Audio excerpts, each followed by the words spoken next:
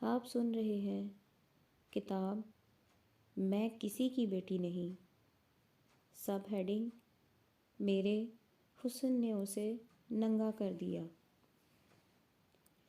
نئی تہذیب نے جس طرح مجھے ڈنگ مارا تھا وہ تفصیل سے بتایا اور صاف الفاظ میں کہا، میں آپ کو صحیح طور پر نہیں بتا سکتی کہ میں اپنا جسم کتنے آدمیوں کو کتنی بار دے چکی ہوں۔ میں نے اسے دیکھا، اس کے چہرے پر کوئی تبدیلی نہیں آئی تھی۔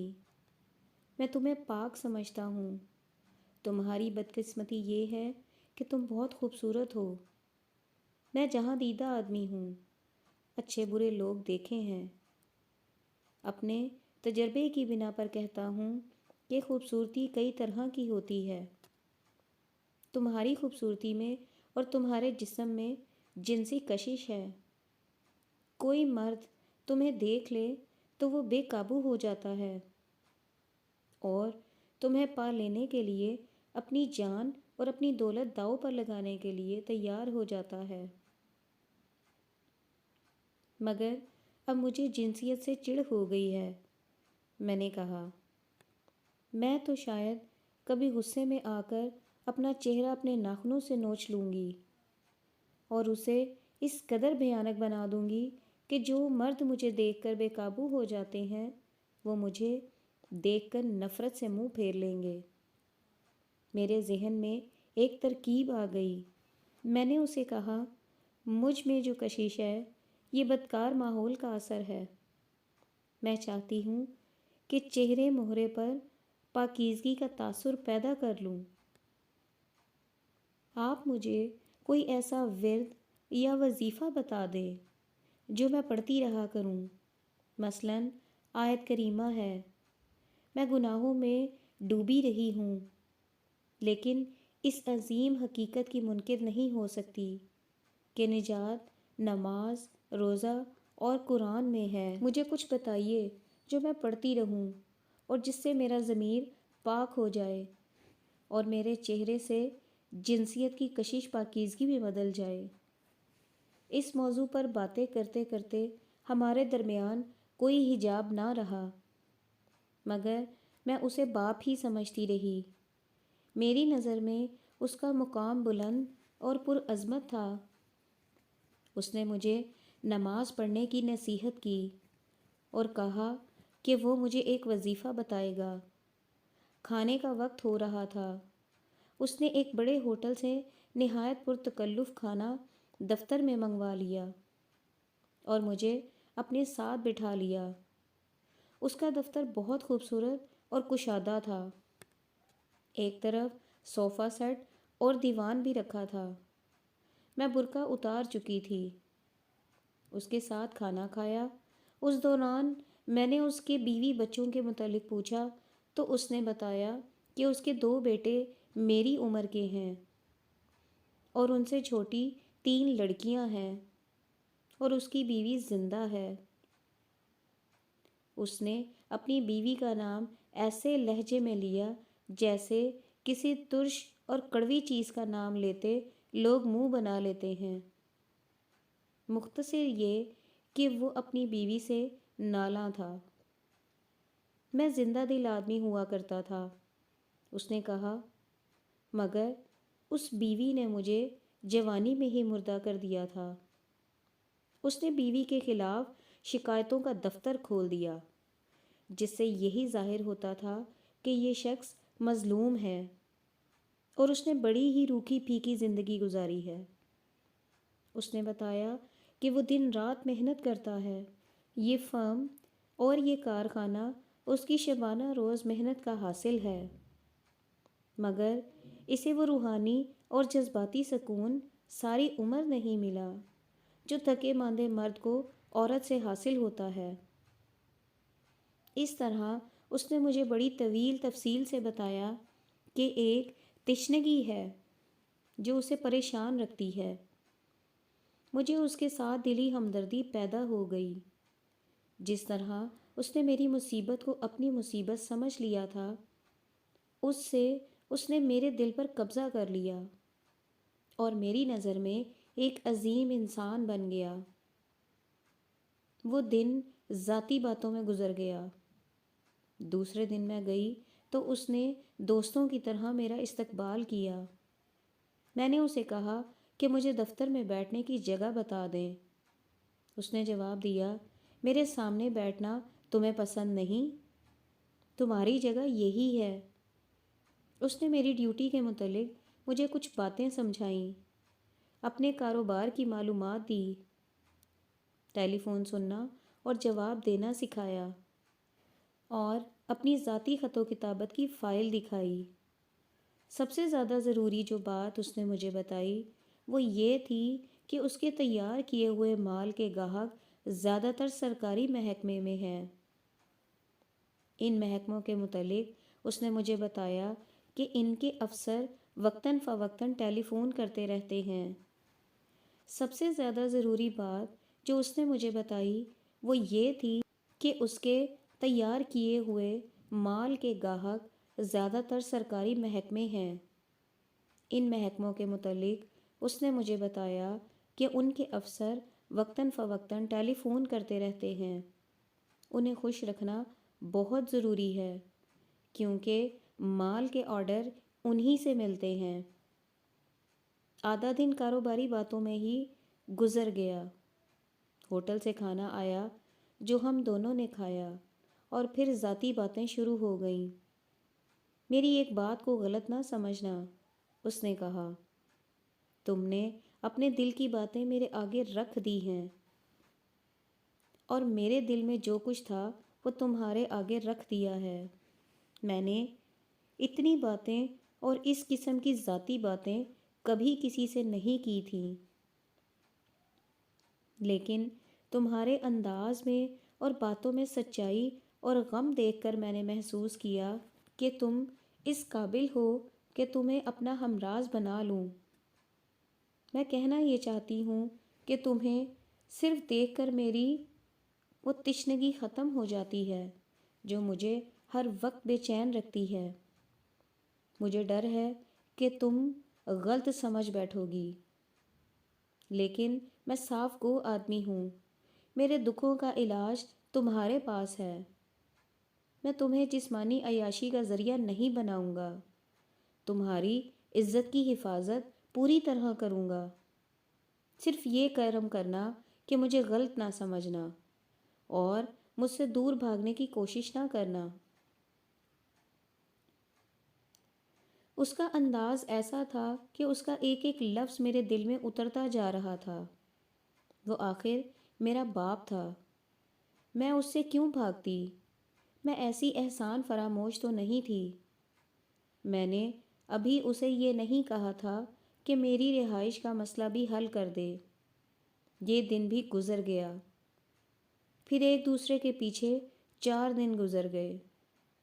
5ویں دن کے 4 بج گئے۔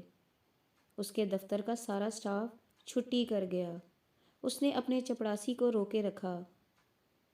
اس روز میں دیکھ رہی تھی کہ وہ اکھڑا اکھڑا اور تھکا تھکا سا تھا۔ میں نے پوچھا تو کہنے لگا، جسم کی تو مجھے پرواہ نہیں، ایسے لگتا ہے جیسے روح تھک گئی ہے۔ اس کا علاج میرے گھر میں ہونا چاہیے تھا، مگر میں گھر جانے سے گھبراتا ہوں۔ بیوی ایسا سلوک کرے گی کہ رہی سہی سکت بھی ختم ہو جائے گی۔ اس نے بڑی دردناک سی آہ بھری اور کہا، لوگ کہتے ہیں کہ شراب تھکے ہوئے اعصاب کو سہلا دیتی ہے، لیکن گناہ کرنے سے طبیعت گھبراتی ہے۔ وہ اٹھا اور صوفے پر جا بیٹھا۔ میرا وہ محسن تھا، مشفق تھا۔ اس کی یہ حالت مجھ سے دیکھی نہ گئی۔ اس نے مجھے اپنے پاس بلایا اور ہاتھ میرے سر پر رکھ کر انگلیاں میرے بالوں میں الجھا دیں۔ پھر اس کی انگلیاں میرے بالوں میں رینگنے لگیں۔ اس نے کوئی غیر شریفانہ بات نہ کی، بلکہ کہنے لگا، یوں معلوم ہوتا ہے جیسے میں تم سے زیادہ دکھی ہوں، مگر تم بچی ہو۔ میں یہی سوچتا رہتا ہوں کہ تمہارے دکھ کس طرح اپنے دل میں ڈال لوں۔ اور اس نے مجھے اس طرح اپنے قریب کر لیا کہ میرا سر اس کے سینے سے لگ گیا۔ اس نے اپنا منہ میرے بالوں پر رکھ دیا۔ میں تصور بھی نہیں کر سکتا کہ کسی عورت کے بال اتنے دل نشیں ہو سکتے ہیں۔ میں حیران ہوں کہ تم جیسے پھول کو سینے سے لگا کر دل میں حیوانی خیال کس طرح آ سکتا ہے۔ تم تو پھول ہو جس کی خوشبو روح پر نشہ طاری کر دیتی ہے۔ اس پر فی الواقعہ نشہ طاری ہوتا جا رہا تھا اور مجھے اس کی کوئی حرکت بری نہیں لگ رہی تھی، کیونکہ اس کی کوئی حرکت حیوانی نہیں تھی۔ کم از کم مجھے ایسا شک نہیں ہوا کہ اس کی نیت میں فطور ہے۔ اس نے جب میرا چہرہ اوپر اٹھا کر میری دونوں آنکھوں کو باری باری چوم کر کہا، میں خدا کی قدرت کے حسن کی داد کس طرح دوں؟ تو بھی میں نے برا نہیں مانا، بلکہ مجھے اس بچی کی طرح سکون محسوس ہوا جسے باپ اٹھا کر سینے سے لگا لیتا اور اس سے پیار کرتا ہے۔ پھر اس نے گال میرے ایک گال سے لگا دیے اور ذرا سی دیر بعد اس کے ہونٹ میرے ہونٹوں پر تھے۔ میں نے پھر بھی کوئی مزاحمت نہ کی۔ یہ پہلا واقعہ نہیں تھا کہ مرد کے ہونٹ میرے ہونٹوں سے ملے ہوں، مگر فرق تھا، بہت فرق تھا۔ ان ہونٹوں میں حیوانیت تھی اور یہ باپ کے ہونٹ تھے۔ مجھے یہ اطمینان بھی ہوا کہ اس نے مجھ پر جو احسان کیا ہے اس کے عوض اسے کچھ سکون دے رہی ہوں۔ اس کا احسان صرف یہ نہیں تھا کہ اس نے مجھے 300 روپے کی نوکری دی تھی، بلکہ اصل احسان تو یہ تھا کہ اس نے میرے دکھ اور درد کو اپنا درد سمجھا اور مجھے یہ کہہ کر ایک مقام دے دیا تھا، تم بے قصور ہو، تم پاک ہو۔ میں جب وہاں سے نکلی تو سورج غروب ہو رہا تھا۔ اس کی روح معلوم نہیں سکون پذیر ہوئی تھی یا نہیں، میری روح ہلکی پھلکی ہو گئی تھی۔ یہ باپ کے پیار کا خمار تھا۔ سب ہیڈنگ: ایک افسر نے مجھے رشوت کے طور پر مانگا۔ اس شام کے بعد ہر شام وہ روحانی تھکن محسوس کرنے لگا۔ صوفے پر نڈال ہو کے بیٹھ جاتا، مجھے اپنے پاس بٹھا لیتا اور میرے بالوں کو، میری آنکھوں کو، میرے گالوں کو اور میرے ہونٹوں کو چوم چوم کر دیوانہ ہو جاتا۔ غالباً 7واں یا 8واں روز تھا کہ وہ صوفے پر لیٹ گیا اور مجھے کہا کہ دیوان پر لیٹ جاؤ، ذرا آرام کر لو۔ میں لیٹ گئی۔ وہ اتنا تھکا ہوا تھا کہ سو گیا۔ ذرا سی دیر بعد میری بھی آنکھ لگ گئی اور تھوڑی دیر بعد میری آنکھ کھل گئی۔ وہ دیوان پر میرے پاس اس طرح لیٹا ہوا تھا کہ اس کا ایک بازو میری گردن کے نیچے تھا۔ میرا منہ اس کے منہ کے ساتھ لگا ہوا تھا اور میری ایک ٹانگ اس کی ٹانگوں کے اوپر تھی۔ میں بدک تو گئی لیکن سنبھل گئی۔ روزمرہ کی بے تکلفی کے مطابق میں ہنس پڑی۔ اس نے دوسرا بازو بھی میرے گرد لپیٹ کر مجھے اپنے اوپر ڈال لیا۔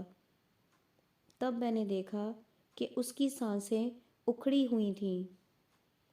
اس کی آنکھوں میں غیر معمولی لالی تھی اور یہ شخص وہ نہیں جسے میں اپنا باپ سمجھتی تھی۔ میں نے مردوں کو اس کیفیت میں بہت دیکھا تھا۔ پھر بھی میں نے اپنے آپ کو یہ فریب دیا کہ نہیں، یہ بزرگ ان آوارہ نوجوانوں سے اور اس فریب کار ڈاکٹر سے بہت بلند ہے۔ مگر اس نے مجھے اس خود فریبی سے جلد ہی نکال لیا۔ اس کا ایک ہاتھ میرا زاربند ڈھونڈ رہا تھا۔ میں ایک ہی جھٹکے سے اس کے بازو سے نکل کر اٹھ بیٹھی۔ دل میں ایسا درد اٹھا جیسے اس بزرگ نے خنجر میرے دل میں اتار دیا ہو۔ میرے ہونٹ کانپنے لگے، زبان بند ہو گئی اور معلوم نہیں مجھے کیا ہو گیا۔ وہ دیوان پر نڈھال پڑا تھا، جیسے اسے بھی صدمہ ہوا ہو۔ التجا کے لہجے میں اس کے ہونٹوں سے سسکی سی نکلی، نہیں۔ میں پھٹ پڑی۔ میں نے چلا کر کہا، نہیں نہیں، میں اپنے باپ کو ناپاک نہیں کروں گی۔ میں اپنے گناہ گار جسم کی غلاظت کے چھینٹے آپ کی بزرگی پر نہیں پڑنے دوں گی۔ میری آواز میں شاید جذباتی کیفیت تھی۔ وہ اٹھا اور اس نے مجھے گلے لگا کر کہا، مجھے معاف کر دینا۔ تم وہ شراب ہو جسے دیکھ کر زاہد کی بھی قسم ٹوٹ گئی۔ میں پاپی ہوں، معلوم نہیں وہ اور کیا کچھ کہتا رہا۔ میں اس بچے کی طرح جس کا کھلونا ٹوٹ گیا ہو، اس کے سینے پر منہ رگڑ رگڑ کر اتنی روئی کہ میری ہچکی بن گئی۔ اس نے معافی مانگ مانگ کر اور التجائیں کر کر کے مجھے بہلا لیا۔ جب میری طبیعت سنبھل گئی تو میں نے اسے کہا، آپ نے اپنے اوپر یہ بھوت صرف اس لیے سوار کر لیا تھا کہ میرے گناہوں سے آپ واقف ہیں، مگر آپ کو یاد نہیں رہا کہ میں نے آپ سے کہا تھا کہ مجھے کوئی ایسا وظیفہ بتائیں جو میں پڑھا کروں اور اپنے ضمیر سے گناہوں کی گندگی دھو ڈالوں۔ میں تو آپ کو اپنا پیر، استاد اور باپ سمجھ بیٹھی تھی۔ اس نے مجھے آگے بولنے نہ دیا اور کہا، اب بھی مجھے وہی سمجھو جو مجھے پہلے سمجھتی تھی۔ دیکھو، میں انسان ہوں اور پیاسا ہوں، فرشتہ نہیں ہوں۔ نیکی اور بدی میں ایک لکیر کا فرق ہوتا ہے۔ تمہیں لیٹے ہوئے دیکھا تو ایسا دھچکا لگا کہ میں لکیر کی دوسری طرف جا پڑا۔ خدا کے لیے مجھے معاف کر دو۔ اور میں نے اسے معاف کر دیا، مگر دل میں ایک خلش سی بیٹھ گئی، وہ نہ نکلی۔ میں نے سوچا، مرد کس قدر کمزور ہوتا ہے۔ میں تو اتنی کمزور نہیں تھی۔ کئی اقسام کے نشے تھے جن کی میں عادی ہو گئی تھی۔ کہتے ہیں کہ انسان کسی نشے سے نجات حاصل نہیں کر سکتا، لیکن میں نے ایک بار ارادہ کیا تو پھر سگریٹ کے دھوئیں سے بھی متلی آنے لگی۔ میں تو سگریٹ میں چرس بھر کر پیا کرتی تھی۔ اس رات میں سکون سے بھی نہ سو سکی۔ بار بار یہ تلخ سا خیال آ کے مجھے جگا دیتا کہ عورت ہونا، جوان اور خوبصورت ہونا کتنی بڑی بد نصیبی ہے۔ جوان لڑکی اس آدمی پر بھی بھروسہ نہیں کر سکتی جسے وہ باپ سمجھتی ہے۔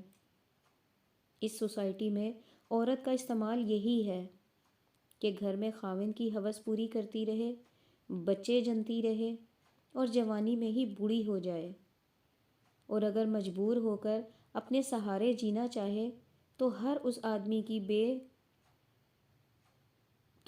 آدمی کی بے نکاحی بیوی بن جائے جس سے اس کا واسطہ پڑے۔ میں مجبور تھی۔ صبح ہوئی تو دفتر جانے کو جی نہیں چاہتا تھا۔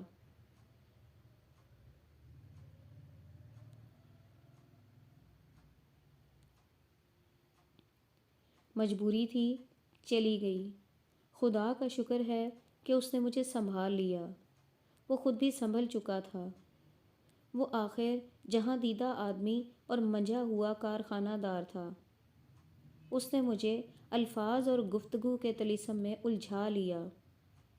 اسی روز کا ذکر ہے کہ اسے کسی سرکاری محکمے کے افسر ملنے کے لیے آ گیا۔ اسی روز کا ذکر ہے کہ اسے کسی سرکاری محکمے کا افسر ملنے کے لیے آ گیا۔ وہ ادھیڑ عمر آدمی تھا۔ میرے ڈائریکٹر نے مجھے اس سے متعارف کرایا۔ مجھے وہ نظریں آج بھی یاد ہیں جن سے اس افسر نے مجھے دیکھا تھا۔ وہ میرے ساتھ باتیں کرتا رہا۔ وہ چلا گیا تو میرے ڈائریکٹر نے مجھے بتایا کہ اس افسر سے اسے بہت سے سرکاری آرڈر ملتے رہتے ہیں۔ اب کم و بیش 2.25 لاکھ روپے کا ایک آرڈر ہے، لیکن ایک اور فرم بہت بڑی سفارش اور رشوت سے یہ آرڈر لینے کی کوشش کر رہی ہے۔ یہ افسر میرے ڈائریکٹر کو یہی بتانے آیا تھا۔ دراصل آرڈر اسی افسر کے ہاتھ میں تھا، جسے چاہتا دے دیتا، لیکن وہ رشوت کی زیادہ بولی لینے آیا تھا۔ دوسرے روز میرا ڈائریکٹر اس افسر سے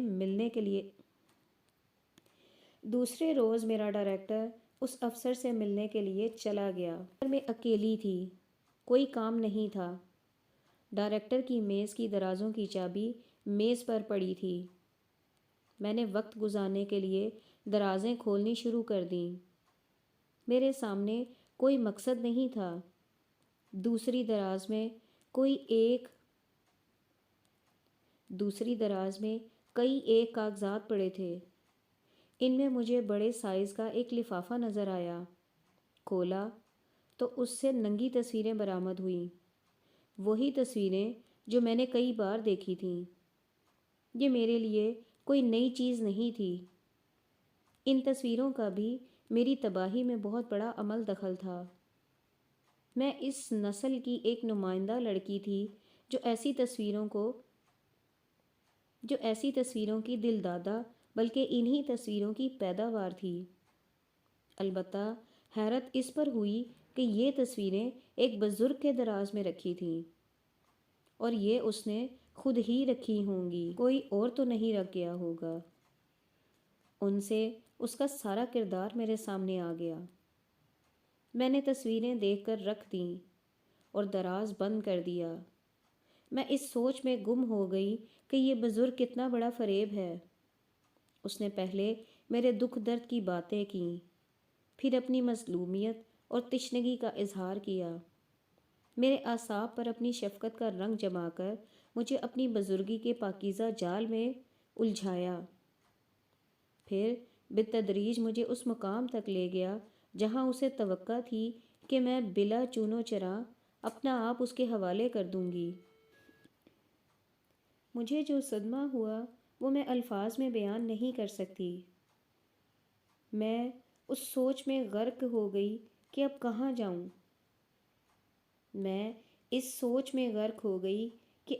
جاؤں۔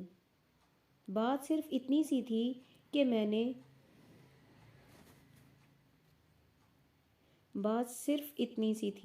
کہ میں نے شریفانہ زندگی بسر کرنے کا ارادہ کر رکھا تھا۔ یہ ارادہ اور قسم ٹوٹتی نظر آنے لگی۔ میں انہی سوچوں میں کھوئی ہوئی تھی کہ وہ آ گیا۔ اچانک میرے دماغ میں یہ فیصلہ آ گیا کہ اس کی نوکری چھوڑوں گی نہیں۔ اگر اس نے پھر بھی بدنیتی کا مظاہرہ کیا تو چھوڑ دوں گی، لیکن وہی دن میری نوکری کا آخری دن ثابت ہوا۔ وہ اس طرح کہ اس نے بڑا ہی پرتکلف کھانا منگوایا، باتوں میں ایسی غیر معمولی ہمدردی کا اظہار کیا کہ میں سمجھ گئی کہ وہ آج مجھے کسی جال میں الجھانا چاہتا ہے۔ میرا اندیشہ غلط ثابت نہ ہوا۔ اس نے تمہید باندھ کر پہلے تو اس افسر کا ذکر چھیڑا جو کل اسے ملنے آیا تھا، پھر مجھے یہ خوشخبری سنائی کہ میری تنخواہ 300 نہیں 400 روپے ہوگی، اور آخر میں کہا، زیدی صاحب کل تمہاری باتوں سے اتنے متاثر ہوئے ہیں کہ آج رات انہوں نے تمہیں فلاں ہوٹل میں مدعو کیا ہے، کہتے ہیں ذرا گپ شپ لگائیں گے۔ آپ نے اسے بتایا نہیں کہ میں کسی سے ملا نہیں کرتی؟ میں نے پوچھا۔ میں نے کہا تھا، اس نے جواب دیا، لیکن انہوں نے مجھے مجبور کر دیا کہ میں تمہیں ان کے پاس بھیج دوں۔ تم چلی جانا، میں انہیں ناراض نہیں کرنا چاہتا۔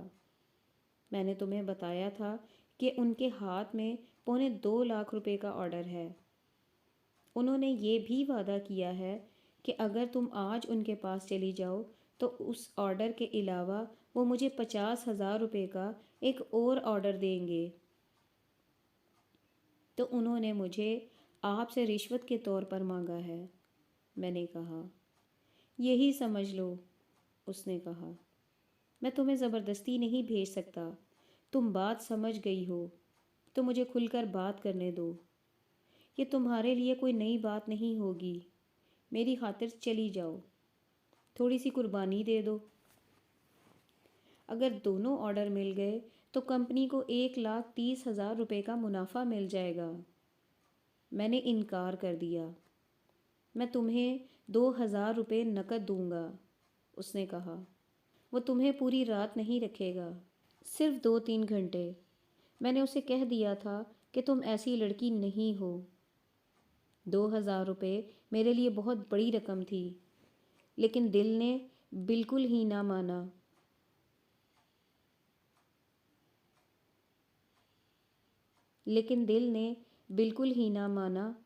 کہ میں رشوت کے طور پر اس افسر کے پاس جاؤں۔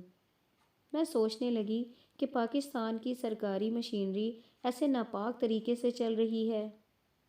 یہی وہ لوگ ہیں جو مجھ جیسی لڑکیوں کو آوارہ اور بدکار کہتے ہیں۔ یہی وہ حکومت ہے جس نے ملک میں عصمت فروشی کے بازار بند کر دیے ہیں، اور یہی وہ حکومت ہے جس کی افسر شاہی کا نظام عصمت فروشی پر چلتا ہے۔ زیادہ نہ سوچو، اس نے کہا، چلی جاؤ۔ اگر مجھ پر اعتماد نہیں تو 2,000 روپے لے لو۔ یہ تو میں سوچ چکی ہوں کہ میں نہیں جاؤں گی۔ میں نے کہا، اب سوچ رہی ہوں کہ اس ملک میں لڑکیاں بھی رشوت کے طور پر دی اور لی جاتی ہیں۔ اس میں حیران ہونے کی کیا بات ہے؟ اس نے کہا، یہ تو یہاں کا دستور ہے۔ اگر تم میرا ساتھ دو تو ہر روز لاکھ لاکھ روپے کے آرڈر لا سکتی ہو۔ میں منہ مانگی کمیشن دوں گا۔ میں حیران تھی کہ یہ بزرگ جس کی باتوں میں خلوص دیکھ کر اسے باپ سمجھ بیٹھی تھی، بردہ فروش کی طرح باتیں کر رہا تھا۔ میں نے اس کی یہ پیشکش ٹھکرا دی۔ اس نے کہا، اگر تمہارا ماضی پاک اور صاف ہوتا تو میں تمہیں ایسی بات کبھی نہ کہتا۔ تم مجھ پر روب ڈالنے کے لیے شریف بن رہی ہو۔ طلیسم تو ٹوٹ ہی چکا تھا۔ میں نے کہا، آپ یوں کریں کہ مجھے داشتہ بنا کر رکھ لیں، میری رہائش کا انتظام کر دیں۔ میں 5,000 روپے ماہوار لوں گی، اور جب آپ مجھے کسی افسر کو رشوت کے طور پر دیں گے تو 2,000 روپے ایک رات کا لوں گی۔ کہیے منظور ہے؟ افسوس تم میرے خلوص کو نہ سمجھ سکی، اس نے کہا۔ میں نے برقع اٹھایا اور جتنے دن اس کے دفتر میں جاتی رہی تھی ان کی تنخواہ بھی نہ لی، اور دفتر سے نکل گئی۔ میں اس کے خلوص کو زیادہ سمجھنے کے لیے تیار نہیں تھی۔ میں اپنے دوستوں کی کوٹھی میں نہیں گئی، چلتی گئی اور باغ میں خرامہ خرامہ ٹہلنے لگی۔ ایک گوشے میں بینچ پڑا تھا، نقاب نیچے گرائے ہوئے میں بیٹھ گئی۔ سوچنے لگی، عورت کیا کر سکتی ہے؟ کسی کا کیا بگاڑ سکتی ہے؟ عورت کھلونا ہے، پیسے والے اسے خریدتے ہیں، اس سے کھیلتے ہیں، دل بہلاتے ہیں۔ میں بھی کھلونا بن گئی تھی، لیکن مجھے گلہ کرنے کا حق نہیں تھا، کیونکہ یہ گناہ میرے ہی تھے جن کی مجھے سزا مل رہی تھی۔ میں نے یہ بھی سوچا کہ اس ملک میں مجھ جیسی ہزاروں لڑکیاں ہوں گی جو میری طرح کونوں خدروں میں پناہیں ڈھونڈتی پھر رہی ہوں گی، اور ہزاروں ہوں گی جو ہتھیار ڈال کر کسی مینیجنگ ڈائریکٹر کے ساتھ دیوان پر لیٹی ہوئی ہوں گی۔ بارضا و رغبت سرکاری افسروں کے پاس رشوت بن کر چلی جاتی ہوں گی۔ ہوٹلوں کے کمروں میں عصمت فروشی کے اڈوں پر نیلام ہو رہی ہوں گی۔ انہوں نے بھی میری طرح گناہوں سے توبہ کر کے توبہ کی شکستہ کشتی اس سمندر میں ڈال دی ہوگی جہاں ہوس، جنسیت اور عیاشی کے سوا کچھ بھی نہیں۔ مجبور عورت کی قسمیں ٹوٹا نہیں کرتی، توڑ دی جاتی ہیں۔ میرے ذہن میں یہ خیال آیا کہ میں تو پاگل ہوں۔ میں نے اس ڈائریکٹر کی بات نہ مانی تو کیا ہوا؟ وہ مجھ جیسی کسی اور لڑکی کو 2,000 روپے کا لالچ دے کر پاکستان کے اس افسر کے پاس بھیج دے گا جس کے ہاتھ میں ایک آرڈر 2.25 لاکھ کا اور دوسرا 50,000 کا ہے۔ پاکستان کی سرکاری مشینری چلانے کے لیے ملک میں مجھ جیسی لڑکیوں کی کمی تو نہیں۔ اس خیال نے مجھے آگ بگولا کر دیا۔ میں غصے میں اٹھ کھڑی ہوئی، ارادہ کر لیا کہ واپس جا کے اسے کہتی ہوں کہ لاؤ 2000 روپے، میں آج رات اس کے پاس چلی جاؤں گی۔ پھر معلوم نہیں وہ کون سا جذبہ تھا جس نے مجھے روک دیا، اور میں ان 4 نوجوانوں کے پاس چلی گئی جو آوارہ تھے، اوباش تھے، مگر میرے محافظ تھے۔ وہی میری پناہ تھی، وہ کہ جو رات یورپی ہوٹلوں کے تہہ خانوں میں نت نئی لڑکیوں کے ساتھ ناچتے اور چور کمروں میں ان کے ساتھ دل بہلاتے تھے، میری عصمت کے محافظ تھے۔ سب ہیڈنگ میرا سگا بھائی میرا گاہک بن کے آیا۔ انہوں نے مجھے مشورہ دیا کہ کسی اسکول میں ملازمت حاصل کرنے کی کوشش کروں، ہو سکتا ہے وہیں رہائش کا انتظام بھی ہو جائے۔ جاگیردار کے بیٹے نے مجھے بہت سے پیسے دیے اور میں نے شہر کی خاک چھاننی شروع کر دی۔ کسی سرکاری اسکول میں مجھے نوکری نہیں مل سکتی تھی کیونکہ میرے پاس کوئی ڈگری نہیں تھی۔ پرائیویٹ اسکولوں کا اتا پتہ نہیں تھا، یہ زیادہ تر محلوں میں تھے۔ میں نے شہر کے ایک طرف سے اسکولوں کی تلاش شروع کی۔ مجھے ڈر تھا کہ یہ تلاش مجھے بے حال کر دے گی، لیکن مجھے جگہ جگہ پرائیویٹ اسکول نظر آئے، پرائمری، کہیں مڈل اور کہیں ہائی اسکول۔ بعض لوگوں نے تو گھروں میں ہی اسکول کھول لیے تھے۔ خاوند اسکول کا مینیجر یا کلرک بنا ہوا تھا اور بیوی ہیڈ مسٹریس۔ ایک وہ اسکول تھا جس میں پڑھتی تھی، بادشاہوں، وزیروں اور امیروں کے بچوں کا اسکول، اور ایک یہ اسکول جن کے ایک ایک کمرے میں 100 بچے فرشوں پر بٹھائے ہوئے تھے۔ کمرے تنگ اور غلیظ، بچے کمروں سے زیادہ غلیظ۔ غریب والدین بچوں کو ان اسکولوں میں داخل کرانے پر مجبور تھے۔ یہاں انہیں داخلہ تو مل جاتا تھا۔ یہ اسکول درس گاہیں نہیں، تجارتی ادارے ہیں۔ میں جس محلے میں گئی وہاں مجھے ایک اسکول نظر آیا۔ میں نے ہر اسکول میں جا کر ہیڈ مسٹریس سے نوکری مانگی اور بتایا کہ میں 3rd ایئر تک پڑھی ہوں، مگر 4 اسکولوں سے مجھے صاف جواب مل گیا۔ میں نے سارے شہر کی خاک چھان ماری۔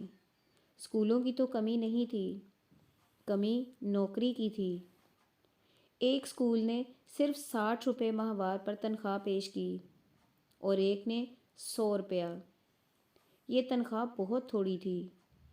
میں کسی اور پرائیویٹ کمپنی میں چلی جاتی تو اس سے 3 گنا تنخواہ لے سکتی تھی، لیکن میں مردوں کی ہوس کاری سے دور رہنا چاہتی تھی۔ مجھے یہ احساس بھی ہو گیا تھا کہ میں جوان اور خوبصورت ہوں، اور میری سب سے بڑی کمزوری یہ ہے کہ میں بے سہارا گھر سے بھاگی ہوئی اور مجبور تھی۔ میں مان نہیں سکتی تھی کہ اس معاشرے میں کوئی مرد ایسا ہوگا جو مجھے اپنی بیٹی یا بہن سمجھے گا۔ اسی خطرے کو دیکھتے ہوئے میں نے فیصلہ کیا تھا کہ کسی اسکول میں استانی بن جاؤں گی، الگ مکان لے کر شریفانہ زندگی بسر کروں گی۔ کوئی شریف آدمی مل گیا تو اس سے شادی کر لوں گی۔ محلے کی چند ایک بچیوں کو گھر میں پڑھایا کروں گی۔ میں دراصل اپنے آپ کو بچیوں کی تعلیم و تربیت کے لیے وقف کرنے کا عزم کر چکی تھی، مگر مجھے باعزت طریقے سے الگ مکان میں رہنے کے لیے اچھی تنخواہ کی ضرورت تھی۔ وہ 4 لڑکے مجھے ابھی تک سنبھالے ہوئے تھے۔ میں یہ بھی دیکھ رہی تھی کہ ان کی کوٹھی کے ارد گرد کی کوٹھیوں والے مجھے اس وقت تجسس کی نظروں سے دیکھا کرتے تھے جب میں کوٹھی میں جاتی یا باہر آتی جاتی تھی۔ میرا نقاب ہمیشہ نیچے ہوتا تھا۔ باہر کے کسی انسان نے کبھی میرا چہرہ نہیں دیکھا تھا۔ کسی کو یہ اعتراض نہیں ہو سکتا تھا کہ ایک عورت 4 جوان لڑکوں کے ساتھ رہتی ہے، کیونکہ ہم نے کوٹھی میں کبھی کوئی بدتمیزی نہیں کی تھی اور ادھم نہیں مچایا تھا۔ ایک روز میں نے خان سامے سے پوچھا کہ ارد گرد کے لوگ اس سے ضرور پوچھتے ہوں گے کہ میں کون ہوں۔